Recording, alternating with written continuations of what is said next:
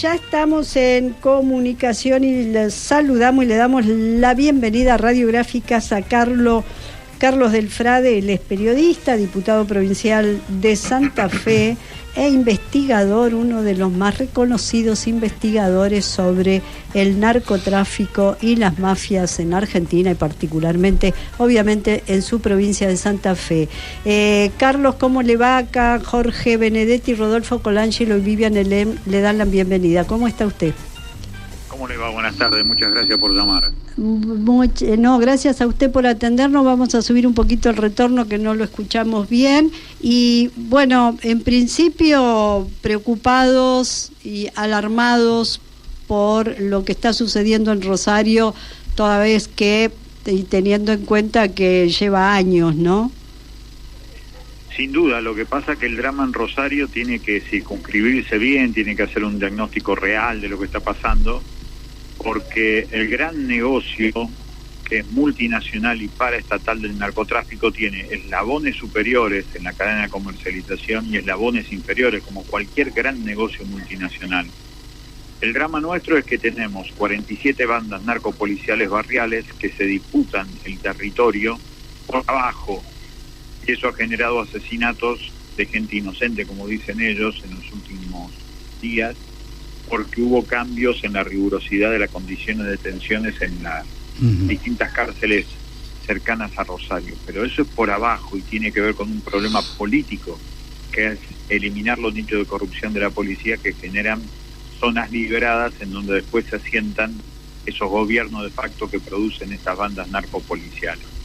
Esa sobreexageración que se está teniendo sobre este hecho ha producido a una semana del aniversario del 24 de marzo que muchos gobernadores y por supuesto el presidente de la Nación a la cabeza pidan la derogación de la prohibición de la Ley de Seguridad Interior para que las Fuerzas Armadas vuelvan a las calles argentinas, lo cual sería un retroceso fenomenal, pero cumpliendo taxativamente lo que exige la doctrina de seguridad continental de Estados Unidos, que es meter a los ejércitos en cuestiones internas mientras ellos se quedan con las grandes riquezas, mientras ellos se quedan con el dominio, por ejemplo, del río Paraná, tal como anunció la Administración General de Puertos la semana pasada. Es muy fuerte lo que está pasando porque estas consecuencias no tienen que ver solamente con lo que sufre en Rosario, sino lo que va a sufrir la democracia en toda la Argentina en caso de admitir que las Fuerzas Armadas vuelvan a temas de seguridad interna. Carlos, y la situación se agrava sobre todo, en principio parece, o por lo menos así trascendía con vos señalabas lo de por abajo, con lo de esos cambios en las condiciones de detención, ese consejo de un asesor publicitario de hagamos la foto de Bukele, digamos, ¿con ese nivel de responsabilidad se está manejando semejante tema? Sí, es un fenomenal error que tiene que ver con seguir las encuestas, claro, reducir la política a hacer lo que quiera la gente. Como la gente quiere Bukele, como la gente quiere los militares en la calle, se va en esa dirección. Y la verdad que es un pésimo camino del cual necesariamente hay que tener ética para salir a denunciarlo, sabiendo que uno se queda en soledad y es absolutamente mal mirado. Pero lo cierto es que efectivamente esas cuestiones hoy existen como consecuencia de la sistemática destrucción de la conciencia política y democrática de nuestro pueblo, que se ha hecho de diferentes lugares. Pero el problema más grande es que incluso algunos funcionarios nacionales de un gobierno nacional absolutamente subordinado a los Estados Unidos, como es el gobierno de Milei, el secretario de Seguridad, a quien no conozco, Vicente Ventura Barreiro, dijo ayer que no nos vamos a ir de Rosario hasta aniquilar al narcotráfico. Esta es una mentira obscena, porque aniquilar el narcotráfico supone parar el 30% del sistema financiero internacional. Y si hay algo que no quiere hacer el gobierno de Milei, es justamente alterar lo que ellos creen que es la especie de fe extraordinaria en la cual cree que es el capitalismo. Carlos, ¿imaginás que, o sea, el proyecto incluye también avanzar hacia lo que Estados Unidos ya hizo en Colombia y en México, Plan Colombia, Plan Mérida, o sea, directamente poner... Sí, ¿no? Es la doctrina de seguridad continental. Se aplicó, como vos decís, primero con el Plan Colombia, después con el Plan Mérida en México, porque además en México es muy interesante la matriz, porque cuando el presidente Felipe Calderón, en diciembre del 2006, inicia la guerra contra el narco, lo hace como excusa de una provincia, Michoacán, en aquel momento. Cuando en enero del 2019 López Obrador decide terminar con esa mentira, dramática mentira por otro lado, dice como saldo de esa mentira que hubo 200.000 muertos en México, que el ejército mexicano se convirtió en el principal cartel de narcotráfico de México, eligiendo algunos gerentes, entre ellos el Chapo Guzmán. Por eso lo que es importante es difundir esta información. No puede ser que la Argentina no solamente repita lo del 24 de marzo, sino que lo haga mucha gente convencida que esa es la mejor manera de dar un poco de tranquilidad a la vida de los barrios, primero en ciudades como Rosario, pero que después se va a repetir en distintos lugares, porque una vez que el ejército esté instalado en Rosario, se va a justificar su accionar en cualquier lugar de la Argentina para reprimir la protesta social frente al saqueo fenomenal que está produciendo el gobierno de Milei. Ahora, ¿qué tal? ¿Cómo te va? Rodolfo Colangelo te saluda. Hola, Rodolfo. El tema de narcotráfico me parece que no tiene solución a nivel global, porque parte de la economía mundial depende del narcotráfico. Si no se legalizan las drogas es porque los narcotraficantes no tienen interés en eso, ¿no? Es decir... Los gobiernos no tienen interés. Los gobiernos, exactamente. Gobiernos. Y los gobiernos no tienen interés en eso porque dependen del 30% del sistema financiero que ingresa justamente por los narcotraficantes, que los narcos de verdad son los grandes empresarios, las grandes burguesías de la Argentina, de Santa Fe, de Rosario, de América Latina, del mundo, son los que realmente manejan el narcotráfico. Esas burguesías nunca reciben una requisa al estilo Bukele. Jamás la vamos a ver a los representantes de la burguesía de la Bolsa de Comercio de Rosario en un lugar como lo que se presentan en las cárceles de Bukele o en las cárceles de Santa Fe, que imitan ridículamente lo que pasa con Bukele en El Salvador. Sí. Y, perdón, no, te quiero preguntar porque vuelvo sobre lo que señalabas del retroceso que significan las Fuerzas Armadas otra vez, y señalabas esto de claramente después utilizable para la represión de la protesta social directamente. Lo llamativo y lo insistente de parte del gobierno y de algunos medios de comunicación de hablar de terrorismo, ¿no? Narcoterrorismo, meterle rápido la palabra terrorismo, y después un jubilado que reclame va a ser un terrorista, ¿no? Sí, claramente. Por eso me parece que es importante señalar que este es el proyecto político que existe en la Argentina desde hace 30 años, que es el proyecto político de Estados Unidos para la Argentina. Y la excusa del narcoterrorismo es para convertir una vez más al ejército en una fuerza de ocupación en su propio país, mientras se desentiende del remate de las riquezas y de las vías por donde pasan esas riquezas, como es el río Paraná. Ahí quería ir, ¿no? No solo las riquezas, ¿hay alguna relación directa del narcotráfico con el río Paraná, con el tránsito por el río Paraná?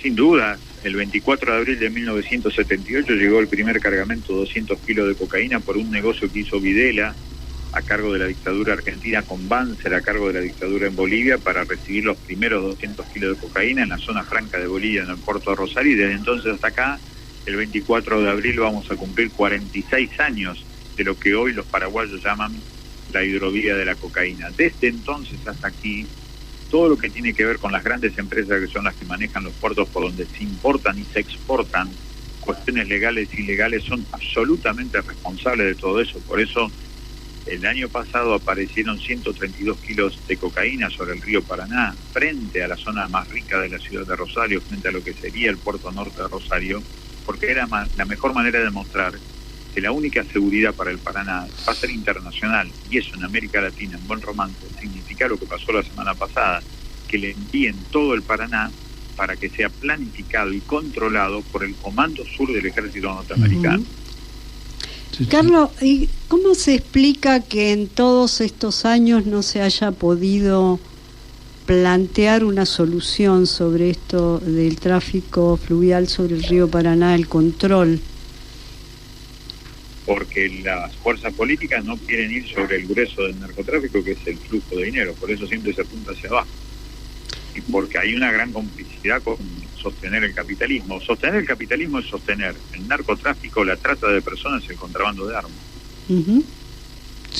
Y en esto también hay una relación en este proyecto, o digo, más allá de que pareciera que hay sectores del mismo sistema que se oponen a que tenga que ver con el narcotráfico, la dolarización, plantear el tema de la dolarización. La dolarización, para los que no conocen el mundo narco, y no tienen por qué conocerlo por otra parte, no es ningún cargo. Lo cierto es que todas nuestras bandas, estas 47 bandas narcopoliciales barriales que tenemos en Rosario, siempre compran en dólares, así que en todo caso pueden blanquearle el lavado a la gente que por arriba maneja los millones de dólares que salen después de la sangre derramada en los barrios. Pero para las bandas de abajo siempre compran en dólares. O sea que no necesitan blanquear nada. Pero cuando se habla de blanqueo, porque bueno, es común decir, no, bueno, tal cosa es para blanquear el dinero del narcotráfico, ¿no? Y se habla de torres, de edificios. Digo, ¿no ayuda eso la dolarización? Sí. Puede ser, pero de hecho se vino haciendo desde el año 2007, no le va a cambiar mucho. Y otra pregunta que quería hacerte es, ¿cómo ve, con qué criterio, con qué expectativas o con qué esperanza o con qué oposición el pueblo de Santa Fe, digo, más allá de Argentina, la solución esta, decir, bueno, que vengan las Fuerzas Armadas o que vengan las fuerzas que tengan que venir para dar solución a esto? ¿Hay un atisbo de que se vea cuál es la trampa? Hay que insistir, estamos en minoría, hay una destrucción planificada de la conciencia democrática y conciencia histórica de nuestro pueblo. Hay que insistir, hay que hacer todo lo posible para generar la mayor cantidad de difusión de las ideas concretas de lo que pasó en América Latina cuando se aplicaron estos planes, pero saber que somos minorías frente a esta situación. Ahora, aparentemente, por algunos trascendidos, las Fuerzas Armadas o las cúpulas de las Fuerzas Armadas no estarían tan de acuerdo con intervenir en inteligencia interna respecto al narcotráfico, ¿no? Ojalá que así sea. Sí, yo esto también lo he leído, pero si se modifica la ley de seguridad interior, quieran o no quieran, van a tener que venir. Claro. Uh-huh. ¿Y cómo visualizás eso? ¿Qué opinás vos eso en que desde diputado, digo, desde el Congreso de la Nación pueda haber viabilidad a todos estos permisos, entre comillas, aprobar todas estas leyes que son necesarias? Me parece que es un acto de fenomenal traición a la democracia. ¿Pero crees que es posible que todo el cuerpo del Congreso vote a favor de todo esto? Creo que hay gente que va a votar en contra, pero no sé si eso es mayoritario. Uh-huh. Y no hay manera de ¿cómo imaginás que sigue, digamos, ¿no? Ya hablaban de la preocupación de o de explicar que el fenómeno no es solo Rosario, Santa Fe, sino Buenos Aires, Córdoba. ¿Cómo imaginás que sigue creciendo si se sigue haciendo esto que se está haciendo? Creo que el consumo habilita a pensar que en las 24 provincias de Argentina hay desarrollo del narcotráfico. Las condiciones que cambian son las relaciones de los poderes ejecutivos de la política con el desarrollo de estas bandas narcopoliciales barriales que están en todo el país, en cada una de las provincias.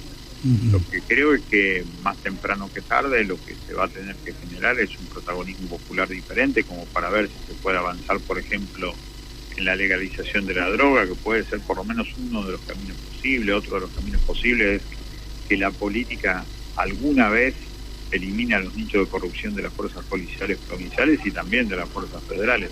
Uh-huh. Y para eso hay que poner el cuerpo, y para eso hay que poner la cara. Por eso me parece que eso alguna vez lo tendrá que hacer la política, en homenaje especialmente a nuestras hijas, a nuestros hijos. Hay que tener valentía suficiente para enfrentar todo esto, porque si no, después la decisión siempre pasa por hacer lo que propone Estados Unidos, que es meter al ejército en cuestiones interiores, y la verdad que ese problema va a ser mucho más grande que lo que tenemos hoy.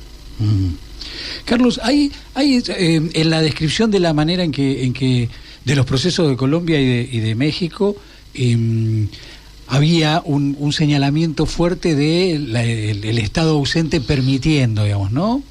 Carteles narcos directamente bancando situaciones de la sociedad que terminaban garantizando su estadía, su estadía en un departamento determinado, incluso haciendo escuelas. Pero la clave de México, recuerdo siempre, era, bueno, cuando el Estado no está, el narco hace esto. ¿Esto está empezando a suceder? ¿Sucede o el negocio es bien por arriba y no les importa? En primer lugar, yo creo que hay narcosonceras muy fuertes. Una narcosoncera es esto de el asesinato de inocentes. Sí. El asesinato de inocentes tiene que ver con aquello que se impuso mucho, que se matan entre ellos. Ese se matan entre ellos es descendiente de esa frase terrible de la dictadura, por algo será. Eso es imprescindible marcarlo. La otra cuestión que es imprescindible marcar es Estado ausente. No hay Estado ausente, hay Estado presente de forma corrupta, que es otra cosa. Sí, claro. Entonces me parece que es fundamental ser precisos y saber que para intentar construir una sociedad mejor habrá que pensar una herramienta política que genere una sociedad con mayor participación ciudadana que la que hasta ahora tenemos. ¿Cómo ves esa salida, Carlos? ¿Por dónde? Con mucha paciencia y con mucha posibilidad de ir a hablar, escuchar las voces que no se escuchan, que no miren los ojos que no nos miran. Me parece que hay que tener mucha modestia, mucha humildad, escuchar y después decir con claridad qué es lo que uno tiene, qué es lo que uno hace y qué es lo que uno sueña, porque en realidad esto no solamente se transforma desde la resistencia, se transforma desde la esperanza, y lo que hay que construir es una nueva esperanza. Una nueva esperanza, ¿te referís a tener un proyecto, por ejemplo, de país, y en ese proyecto de país específicamente, que nunca se habla ni si en las o están en las plataformas, que tampoco se conocen las plataformas? Antes los partidos políticos repartían sus plataformas, no sé si te acordás. Sí, claro.